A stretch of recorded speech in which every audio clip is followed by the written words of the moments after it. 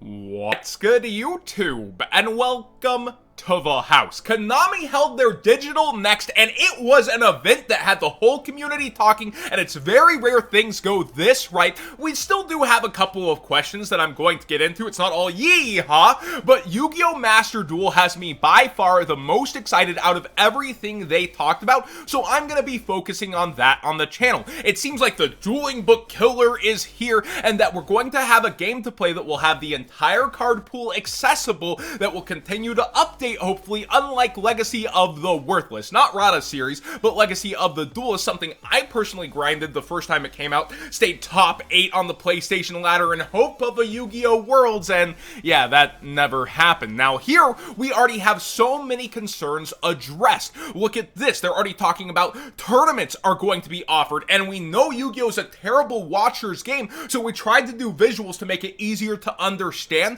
but also keep a timely pacing with the game. I have seen comments of, yep, can't wait for 59-minute turns on Dragon Links, but seriously, it looks like they've gotten so much care into this project past just that initial concern addressing where you have these Yu-Gi-Oh! Pets on the side where they actually react to what's going in on the game, and so much is awesome about it. It has been out the gate compared to Hearthstone a bit. I don't care, you copy, take whatever you need to do to get us this kind of arena for the game. Now, people were awaiting my addressing of this, of course, with comments like, hey John, why are you not putting out a video saying how amazing the new Yu-Gi-Oh! Master Duel will be? Is it because you're worried everyone will play online and not buy physical cards anymore? Or will your vendor sponsors be really angry? First off, my sponsors up over here, they have no creative control over my channel. I will be buying this, I will be playing this. I don't get where these conspiracy level theories about me come over that it's all interest of money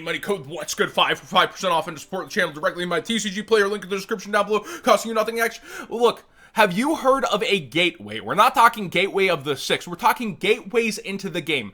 Duel Links is unfortunately currently our best gateway. The anime doesn't even feature on major networks right now. This game is gonna sucker people back into the physical game on a level they're not gonna expect. Hey, did you hear? They finally have a great game over on all platforms you can play. Oh, really? And it's pretty cheap? Well, we don't know that part either, which we'll get into in a little bit. But seriously, whenever people get nudged like, hey, the whole card pool is here, hey, you can grind for this, it's gonna be awesome, they're gonna start to get those decks together and play online, and then it's gonna be like, hey, wanna go down to that regional? People getting suckered straight back into the game without realizing, here, borrow the deck. Oh, I don't wanna borrow this deck, I wanna play the deck I'm playing on the game, and people are going to end up back in the meta. But also, people are gonna go for nostalgia. They're gonna look to the past, they're gonna get their favorite cards when they remember, oh yeah, Yu-Gi-Oh! That thing? Oh, I want this card, that card. And by far, versus Pokemon, our prices are so much cheaper, even though they've gone up and up and up, and it seems like it's insane to us within our bubble, people diversifying their portfolios. They've been going after Yu-Gi-Oh! Cards coming in from Pokemon and Magic without even really knowing things about them other, this is the base set? Okay, I'm buying this. Oh, this is that. That's already been happening and driving prices up, but this is actually going to be a gateway. And let me explain. Ruxin, where do you think he came from with all these classic cards? The old anime, a rekindling love? No, it was Duel Links. Ruxin and I actually talked about his intro back, and Duel Links got him into the game on another level, and he started going to locals from there. Then he started looking at the classic packs, what wasn't around, and by himself probably influenced the market on what he's open sealed, but imagine all the people watching him. He's looked at graded cards, he's gone to this extreme level of collecting and love for the game, and people follow that. So this chain link reaction of Ruxin gets into the game, Ruxin gets excited about these things, Ruxin reaches this level, but then other people are coming along with him on that journey.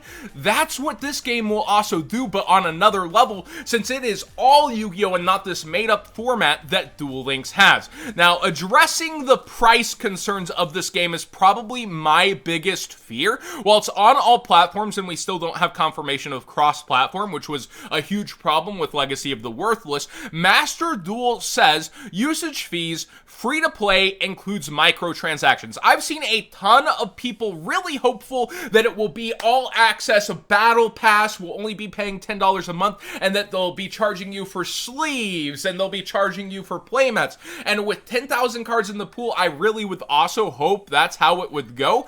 But as Nimnims pointed out, don't get too excited for Master Duel. They haven't mentioned monetization. This is truly what the whole game hinges on. Hardleg also had a take that, yeah, S doesn't matter, tournaments, this, that, it matters what we're paying for this game. I would love to see them do $10 a month battle pass and then going into, you know, charging for sleeve specials, charging for these different things, and even if it goes by Legacy of the Worthless's model, pay for the initial game, and then, but it says free to play, and then after that, you're able to grind for these points through story mode or whatever, and then maybe pay for accessories and different things, because we did already see in this trailer OCG official sleeves on certain people's decks, and I would like maybe for dual fields, aka playmats, to be a thing people could buy, but this is the scarier part.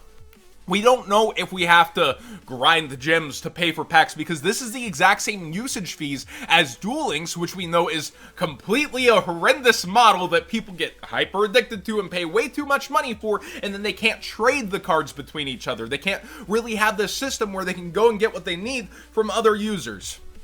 This is really what it actually does hinge on completely, and I really hope that it ends up being just that, but I have a feeling we're going to see in-pack codes like Pokemon, and that you're probably not going to get that many free packs in game after what you're chasing for, and that's what has me a little more apprehensive. But what do you guys think the actual pay model will be in Master Duel? Are you more hopeful for that battle pass-like thing with how much legacy this game actually does have? Or do you think they will be doing that Duel Links model of go buy this pack, go buy that pack, go in and try to make a competent deck early?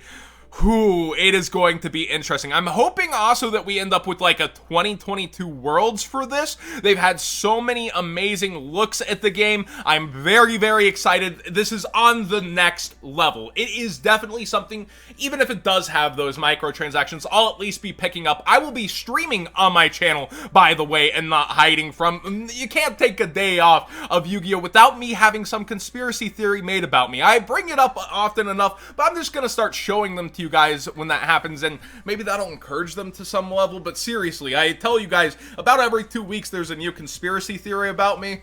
They straight up are happening. I'm not crazy.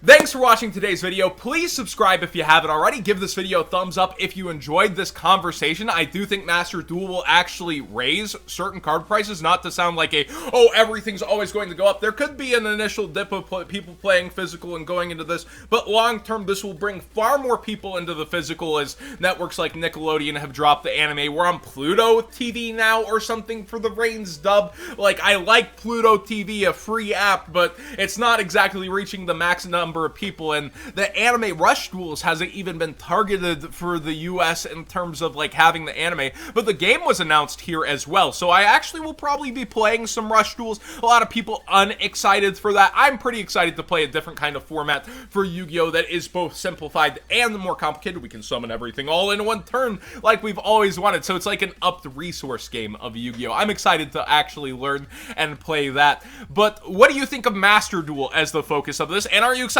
for anything else? Cross Duel being its own game was a bit weird. Instead of like a phase within a game, it's focused on 4-player dueling, a new way. I don't know. It does remind me of the Battle City, like Merrick versus Joey versus Kaiba versus Yugi kind of thing, but this Cross Duel, I feel like it shouldn't be its own game. I feel like this should just be a mode in Master Duel or something, but I guess they wanted to go ahead and do that. So all this announcements happening, I'm really excited for Master Duel the most. Let's hold our breath a little bit though till we see the pay model for sure.